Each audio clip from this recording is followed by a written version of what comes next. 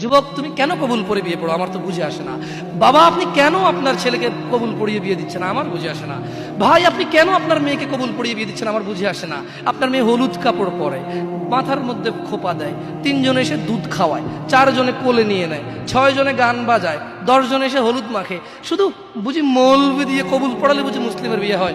শুনুন, আপনার নবী মুহাম্মদুর রাসূলুল্লাহ সাল্লাল্লাহু আলাইহি ওয়াসাল্লাম কবুলের পদ্ধতি দিয়ে গেছেন, তাই কবুল পড়ায় মুসলমানের বিয়ে মনে করেন না।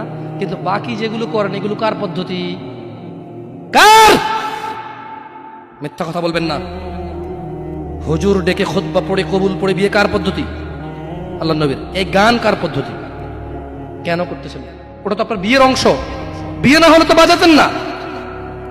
বিয়েকে কেন্দ্র করে যেমন কবুল বলছেন, বিয়েকে কেন্দ্র করেই তো গানটা বাজাচ্ছেন। কয়জন নবীর উম্মত আপনি? আপনার নবীর নাম কি? আই এম আস্কিং ইউ, আপনার নবীর নাম কি? আমার নবীর নাম মুহাম্মদ রাসূলুল্লাহ।